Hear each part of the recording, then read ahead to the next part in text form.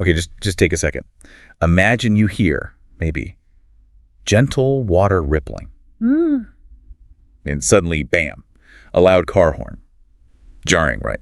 And then maybe this long, warm tone from a singing bowl slowly fades in. Hmm. Did you notice how each of those sounds might shift how you feel? Almost instantly. That ripple might be calming, the horn probably makes you tense up, and that bowl sound, maybe it eases something inside. Absolutely. It's really quite something. It highlights how we react to sound on a level that's, well, deeper than just hearing. It's not just auditory processing. Our bodies feel those vibrations. Yeah, it's like our whole being responds. And that's kind of what we're diving into today, isn't it? This whole world of sound and vibration is a way to, find a bit more calm, maybe tackle some stress and anxiety. Exactly. We've pulled together a lot of fascinating material looking at this from different angles: ancient practices, history, modern techniques, and what the science is starting to suggest. So our goal here is really to unpack all that. We want to sift through it and pull out the key stuff, the useful bits, maybe some surprising facts, and give you a simple guide, something practical you could maybe try. Yeah, trying to make sense of sound therapy and how some simple ideas might actually fit into your life right where you are to maybe ease some of that daily pressure. Okay, so let's start there. Sound therapy.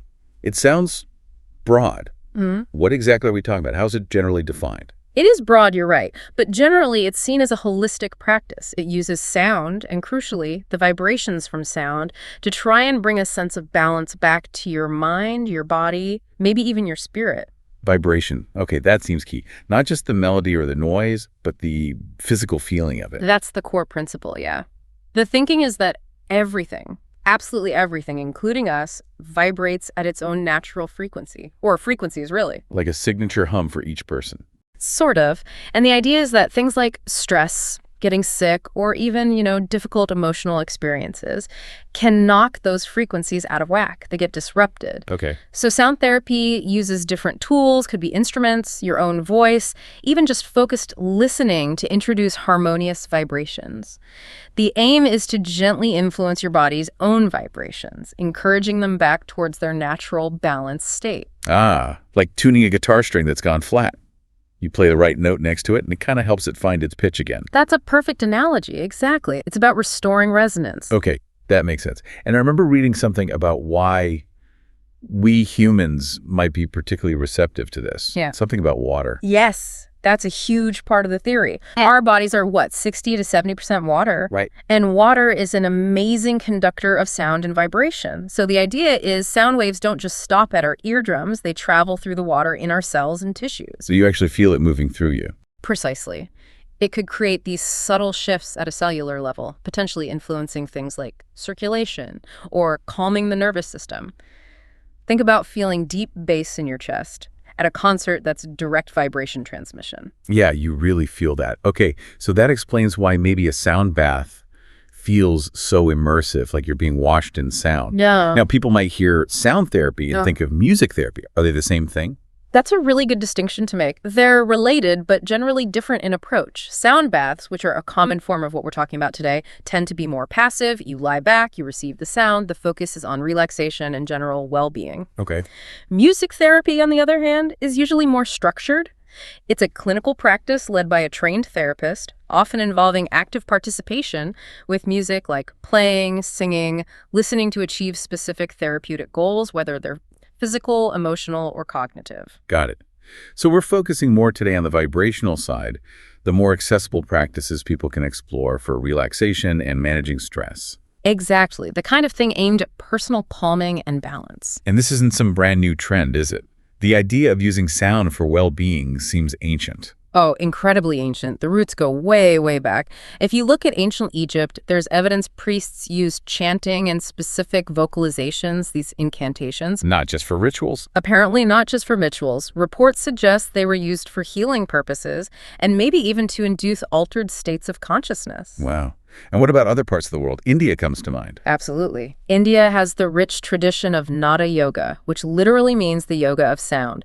It's a whole practice dedicated to using sound vocal chants, mantras like specific instruments to harmonize what they understand as the body's energy centers or chakras. Harmonizing energy with sound. And this isn't isolated, right? Indigenous cultures. All over the world. You see it in indigenous traditions everywhere. Think about drumming, the sound of rattles, chanting in ceremonies across Native American cultures, African traditions, Aboriginal Australian practices, used for healing, connecting with spirit, shifting consciousness, entering trance states. It's deeply woven into human history. It really is. There was that quote about hearing sound through every pore of your body. Yes, from Hazrat Inayat Khan. A person does not hear sound only through the ears. He hears sound through every pore of the body. It really captures that full body experience, doesn't it? It permeates you. It does. And China, too. Yeah. Traditional Chinese medicine. Yes. TCM also recognized this connection.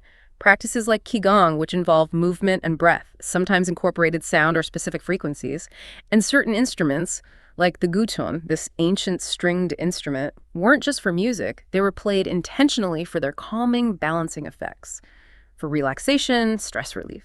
So this thread of using sound therapeutically runs right across ancient history in different cultures. It's not just spiritual leaders either, figures like Pythagoras. Right, Pythagoras in ancient Greece, exploring the mathematical relationships in music, the harmony of the spheres. Later, Leonardo da Vinci explored similar ideas about sound and harmony. They saw these deep connections between sound, mathematics, and the structure of the universe itself. It's important to remember this long history, I think. It shows this isn't just a fleeting idea. Humans have been working with sound for well-being for, well, millennia. Exactly. The methods and explanations might change, but the core intuition seems ancient and universal. Which leads us to now. How do we understand how this might work today? What are the proposed mechanisms bridging that ancient intuition with, modern ideas about the body and brain? Okay, so there are a few key concepts that come up repeatedly when trying to explain the how. One we've already touched on is resonance. Right, the tuning fork idea, bringing things back into tune. Precisely. If your body's natural, healthy vibrational state gets disrupted by stress, by illness, the idea is that introducing coherent, harmonious sound frequencies can encourage your system to remember its balanced state and resonate back towards it. Like giving it a nudge back to its optimal frequency. Okay, what else? Another big one, especially when talking about things like binaural beats, is brainwave entrainment. Okay, brainwaves, like alpha, beta, theta. Exactly. Our brains have these rhythmic electrical patterns measured in cycles per second or hertz, and different patterns are associated with different states. Beta is typically our active thinking state. Alpha is more relaxed, calm awareness. Theta is deeper, associated with meditation, dreaming, creativity. Delta is deep sleep. So entrainment means? It's the theory that external rhythmic stimuli, like specific sound frequencies, can cause the brain's own electrical activity to synchronize or entrain to that external rhythm. So by listening to frequencies in the alpha range, you might encourage your brain to shift into a more relaxed alpha state, or theta for meditation. So potentially guiding your brain state with sound. That's fascinating. Though I recall reading that the science on brainwave entrainment, especially for things like binaural beats, is still, well, debated, not fully conclusive. That's a really crucial point to make. Yes, while the theory is compelling and some studies show effects, it's definitely an area of ongoing research. The mechanisms aren't fully mapped out, and it's not universally accepted as proven fact just yet. So it's a proposed mechanism, but needs more solid evidence. Good to keep that perspective. What other ways might sound work? Well, there's the simple direct effect of physical vibration. When you use something like a tuning fork or a singing bowl on the body or even very close to it. You feel it in your bones, your muscles. Exactly. And the thinking is that this direct physical vibration might do things like stimulate blood flow, help release muscle tension, maybe even encourage lymphatic drainage, which helps your body clear out waste products. So it's working on a mechanical level as well as potentially an energetic or neurological one. It could be a combination of all these things. And then there's the whole idea around specific frequencies having targeted effects. Like you hear about certain frequencies, 528 hertz or 432 hertz. Yeah. Right. While the scientific backing for many specific claims is often limited or based on traditions rather than rigorous trials, the idea persists. For example, 528 hertz is sometimes called the love frequency and associated with healing or even DNA repair in some alternative circles. 432 hertz is often linked to deep relaxation and stress relief, considered by some to be more harmonious with nature. And there's that mention of 8 hertz, the heart frequency. Yeah. and doubling it up to get 256 hertz, which is a C note. Yes, 256 hertz is the frequency of the C tuning fork in the body tuner set we'll talk about later. Some traditions link specific frequencies or musical notes to different energy centers or chakras in the body, suggesting they can help balance those specific areas. Again, the scientific validation is complex, but the concept is deeply embedded in many sound healing traditions. Okay, so we have resonance, maybe brainwave entrainment, direct physical vibration, and the idea of specific frequencies having effects. It's a complex picture. But ultimately, what does this mean for someone listening? What are the tangible benefits people might actually experience? What's the payoff for stress and anxiety? That's the key question, isn't it? And the most consistent theme is definitely stress reduction and anxiety relief. That comes up again and again. Studies, anecdotal reports, they point towards sound sessions helping to lower feelings of tension, anger, fatigue, even depressive symptoms. How? By shifting the nervous system. That seems to be the primary proposed pathway, helping shift you out of that fight-or-flight sympathetic nervous system overdrive. Which so many of us live in. Right. And into the rest and digest parasympathetic state, that calmer, restorative mode. Sound seems to help facilitate that shift for many people. That alone would be huge. What about sleep? Stress and anxiety wreck sleep. Improved sleep quality is another major potential benefit. By calming the mind, relaxing the body, sound therapy can really pave the way for better sleep. It might help you fall asleep faster, stay asleep longer, or just feel more rested. Any specific links there? Some research, particularly around binaural beats using delta frequencies, the slowest brain waves associated with deep sleep, suggests they might improve sleep efficiency and reduce insomnia symptoms for some people. Interesting. So, quieting the racing mind at bedtime. What about during the day? Focus. Clarity. Yes, that's another area. Enhanced mental clarity and focus. The idea is that by reducing mental chatter and inducing calmer brainwave states, these practices can help clear away that feeling of mental fog. Making it easier to concentrate. Potentially. Some proponents link beta frequencies, the alert state, with improved concentration. Although it's noted the higher end of beta can sometimes increase anxiety, so it's nuanced, gamma frequencies are linked to heightened perception. And there was even mention of studies suggesting beta patterns might help with long-term memory recall. Different sounds for different mental tasks, perhaps. What about the emotional side of things? Stress and anxiety often come with a lot of pent-up emotion. That leads to emotional release and healing. The immersive nature of sound, especially in things like sound baths, can create a really safe feeling container. This might allow people to access and process emotions that have been stuck or suppressed. So it could help work through difficult feelings. It can potentially facilitate release, yes, supporting the healing process around past difficulties, grief, or just accumulated emotional tension. It can be quite profound for some. And physically, beyond just relaxation. We mentioned muscle tension. Yes, physical relaxation and releasing physical tension is very common, and related to that is potential pain relief. There was specific mention of a study involving people with fibromyalgia. Which involves chronic widespread pain. Exactly. And this study suggested that using low-frequency sound stimulation helped reduce their pain levels and improve their overall quality of life. It points towards a potential role in managing certain types of chronic pain, perhaps by affecting nervous system sensitivity. That's a compelling example. And there were other potential benefits mentioned too, right? Like immune function, blood pressure. Yeah, a whole range of other possibilities are often discussed, potentially boosting the immune system, maybe helping to lower blood pressure, enhancing mood, improving relationships indirectly through reduced stress, boosting overall quality of life and confidence. And for people already doing practices like meditation. It might help them achieve deeper meditation. And some even suggest benefits for psychomotor performance, like coordination or reaction time. So quite a spectrum, but the core focus for today is really that stress and anxiety relief piece. Okay, the why is definitely strong. Potential benefits across the board for mind, body, emotions, sleep. Now, the how. You promised a simple guide. What are some easy, accessible techniques someone can try at home, based on what we've looked at? Right, let's get practical. There are several things you can try without any fancy equipment or training. The simplest, maybe, is just listening to ambient sounds. Just listening to whatever's around me. Pretty much. It sounds deceptively simple, but it's a powerful mindfulness practice using your ears. There's a guided approach described that really breaks it down. Okay, walk us through that. How does it work? First, find a comfy spot, sitting, lying down, whatever works. Gently close your eyes or just lower your gaze, kind of softly focusing downwards. This helps minimize visual input and turn your attention inwards. What about breathing? Sometimes focusing on breath makes me more anxious. That's a great point, and it was acknowledged. If focusing on your breath feels stressful, don't force it. Just let it be natural.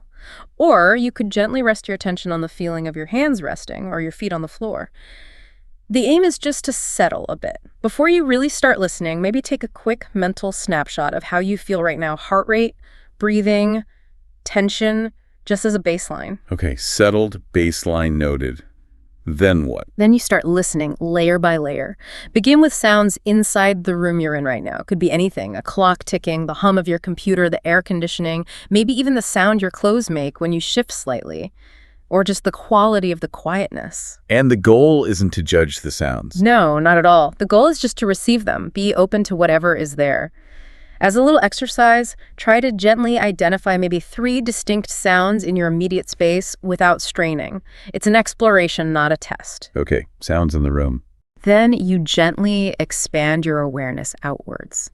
Shift your focus to sounds outside the room, but still inside the building. Footsteps in the hall, a TV somewhere else, water pipes, the refrigerator humming in the kitchen. So widening the circle of listening. Exactly. Again, just notice. Maybe aim to pick out 3 to 5 sounds from this layer. It's about cultivating curiosity about your soundscape, hearing things you usually tune out automatically. Room, building. Next is outside. Yep. Expand your listening further to sounds outside the building. Birds, traffic, wind in the trees, people talking as they walk past, distant sirens.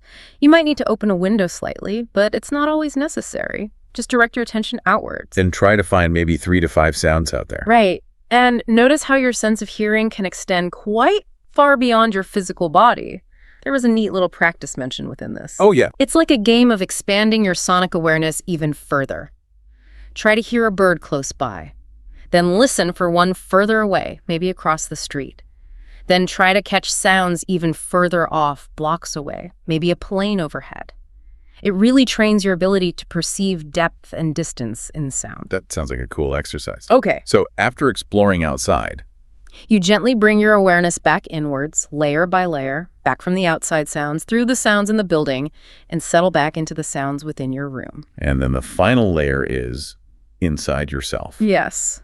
This can be the trickiest for some, but you turn your attention to the sounds inside your own body. The sound of your breath, maybe swallowing, your stomach gurgling, perhaps even your heartbeat, though that's often felt as much as heard. Try to find maybe 3 internal sounds. Yeah, just gently listen inwards. It requires a quiet focus. And after all that listening, there's a reflection piece.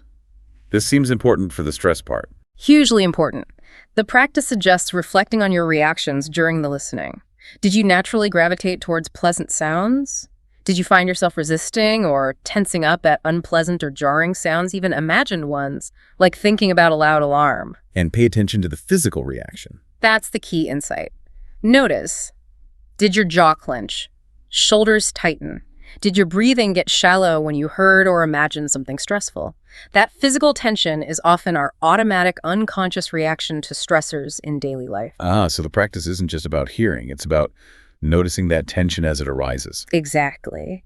And by noticing it in the safe, mindful context, you can learn to consciously breathe into it, to soften around it. That skill then becomes transferable to real-life stressful situations. You learn to recognize your body's stress signals sooner and respond with more ease rather than staying locked in tension. That's incredibly practical. Using sound awareness to build stress resilience. It really is. The exercise usually finishes by just resting with the sounds for a few moments, noticing your body, letting things settle, then taking a few deep breaths, maybe a gentle stretch, and slowly opening your eyes. Wow. Okay, that ambient sound listening practice is powerful and uses 0 equipment. What else? You mentioned using your own voice. Yes, your voice is a readily available and surprisingly potent tool. The simplest thing is just humming. Close your eyes, take a nice breath, and just hum. Pay attention to the feeling of the vibration in your chest, your throat, maybe your head. It's remarkably calming for the nervous system. I think I do that sometimes without even thinking about it when I'm stressed. It does feel grounding. Instinct knows. Then there's chanting mantras, repeating a simple word or sound, like the classic om or ahum. The repetition, the sound, the vibration, it all helps to focus the mind, quiet the mental noise, and induce relaxation. And slightly different again is toning. Right. Toning is making sustained vowel sounds, like stretching out ooh. ooh. Experimenting with these different vowel sounds can feel like it releases tension in different parts of the body. Some methods even involve matching the tone to a tuning fork, creating a specific frequency resonance with your voice. So your voice becomes your own personal sound healing instrument. What about actual instruments? You need a whole orchestra? Definitely not. A couple of simple, accessible instruments are often recommended for beginners. Singing bowls are probably the most well-known. Those beautiful metal or crystal bowls, how do you use them effectively? The basic technique is usually to gently strike the bowl near the rim with a padded mallet to get the sound started. Then you hold the mallet lightly against the outside rim and circle it around the bowl. And that makes the sound continue. Exactly. It sustains the tone and creates this continuous, rich vibration. The main thing is just to listen, focus on the sound, feel the vibrations. People often lie down comfortably, like in a mini sound bath at home, and just let the sounds wash over them. Different bowls. Himalayan metal bowls, crystal bowls have different qualities, so you can explore what resonates with you. They seem quite intuitive. Well, what about tuning forks? They look a bit more clinical. They are more precise. They're designed to vibrate at a very specific frequency, but there are some that are great for beginners. The body tuners are often recommended as a starting point. It's usually a set of 2 forks. Which ones? Typically C at 256 hertz and G at 384 hertz. Together, they create the musical interval of a perfect fifth. C and G, like on a piano. Why that specific interval? Doesn't matter. Well, it seems to matter quite a lot historically and culturally. This fifth interval pops up everywhere.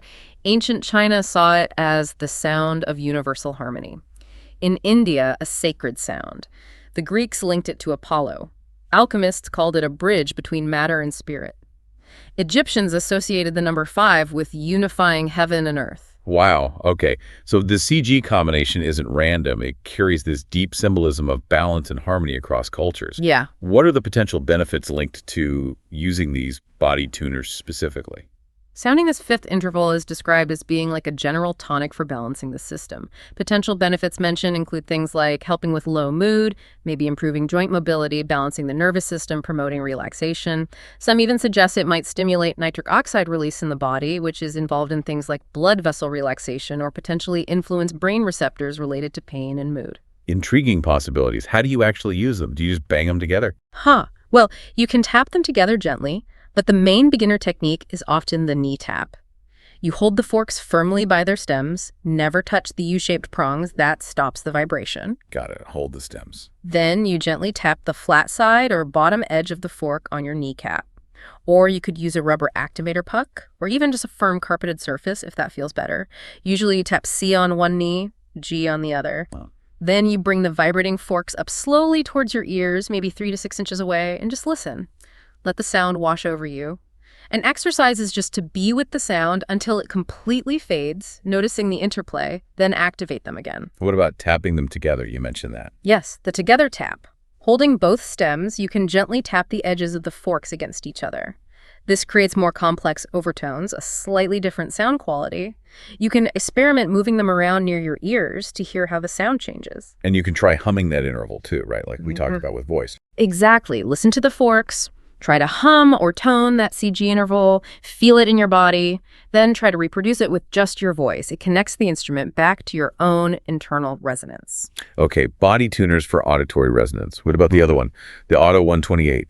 It looks different with weights on it. Yes, the Auto 128 hertz fork is specifically designed for feeling the vibration rather than just hearing it. Those weights help it sustain a really strong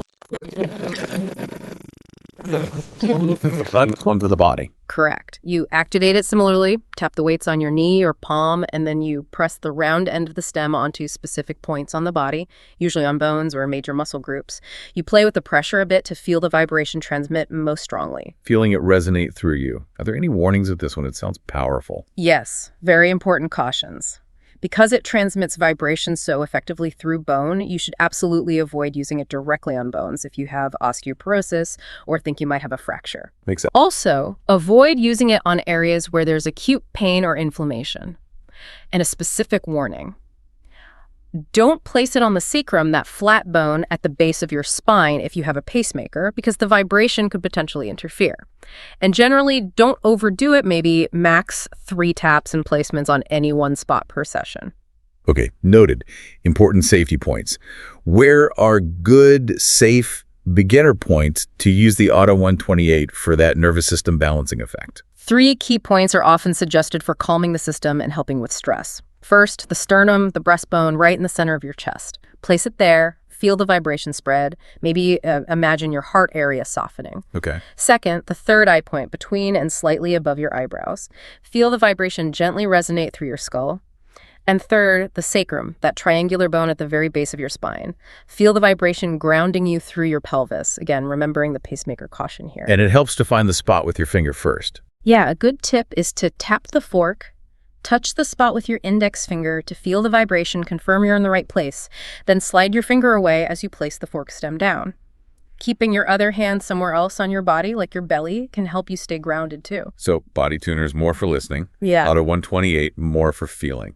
And you can add visualization to this. Absolutely. Once you're comfortable with the mechanics, adding intention can deepen the experience. Before you tap the fork, take a moment. What's your intention? Relaxation. Releasing tension in your shoulder.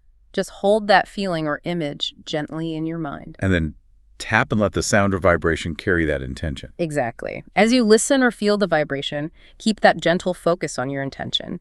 You can visualize sending the sound or vibration to a specific area or imagine it dissolving tension. You might even place a hand on the area while you use the fork nearby or tone with your voice. And that idea of color toning. Yeah. Visualizing, inhaling a specific color associated with your intention, say blue for calm, and then as you hum or tone, visualizing sending that blue color along with the sound to where it's needed, it just adds another sensory layer to focus your intention. Lots of ways to personalize these practices. Okay, one more technique often mentioned, especially online. Binaural beats. What's the deal with those? Binaural beats are interesting. They definitely require stereo headphones. The basic idea is you play a slightly different frequency in each ear, say 200 hertz in the left, 210 hertz in the right. Wait. Your brain, trying to make sense of this difference, perceives a third frequency, the difference between the two, which in that example would be 10 hertz. This perceived beat happens inside your head. It's not actually in the recording. Whoa. And that 10 hertz beat, that relates back to brainwaves. That's the theory of entrainment again. Since 10 hertz falls within the alpha brainwave range associated with relaxation, the idea is that listening to this 10 hertz binaural beat might encourage your brain to produce more alpha waves, helping you relax. So you could potentially use different binaural beats to target different states, like theta for meditation. That's the intention. Targeting alpha, around 713 hertz for relaxation, theta, 4 to 7 hertz for deeper meditation or creativity support. Some suggest even 10 minutes of listening to a 6 hertz theta beat could help induce a meditative state. So potential benefits for stress, anxiety, sleep, focus seem possible here too. Proponents certainly suggest so. Reduced stress, better sleep, improved focus, deeper meditation are all claimed benefits. Some studies were even mentioned linking certain binaural beats to improved memory. But I sense a but coming. What were the caveats? Big but. The research is still very much inconclusive and considered experimental. It's definitely not standard medical care. Studies show mixed results, the mechanisms aren't fully agreed upon, and frankly, more rigorous research is needed. So approach with curiosity but also caution. How should someone try them? Use specifically designed binaural beat recordings. Listen with good stereo headphones. It won't work with mono sound or speakers. Follow the producer's instructions and just see if you notice any effect. It seems to work well for some, not at all for others. And the big safety warning. Absolutely critical. Do not listen to binaural beats while driving, operating machinery, or doing anything that requires your full attention, because they can potentially induce very relaxed or altered states. Using them when you need to be alert is dangerous. Also, start with shorter sessions, as long-term effects aren't well studied. Okay, essential safety advice. So binaural beats are an accessible digital option, but require headphones, awareness of the mixed research, and strict adherence to safety guidelines. Phew, that's a really good range of simple techniques: listening, voice, bowls, forks, beats. And you don't have to pick just one. These techniques can often be woven into other things you might already do for well-being. Like adding some humming to your yoga practice, or listening to a calming soundscape during a massage. Exactly. Or using tuning forks alongside breathwork or Reiki, maybe adding aromatherapy. Layering these things can potentially deepen the relaxation and help release tension more effectively. Makes sense. Are there any general downsides or people who should be extra careful beyond the specific tuning fork warnings? Generally, these practices are considered very safe, but some people, especially those very sensitive to sound, might find certain sounds or intensities overstimulating rather than calming. And if emotions come up. That can happen. Deep emotional release is possible, and while often healing, it can sometimes feel uncomfortable or unsettling in the moment. Occasionally, people might experience mild physical discomfort, like a temporary headache or dizziness, or feel a bit disoriented or spacey after a particularly deep session. Grounding afterwards is good. Who should definitely chat with a doctor first? People with known sound sensitivities, definitely. Anyone with certain neurological conditions, like a history of seizures, just to be safe, especially with rhythmic sounds.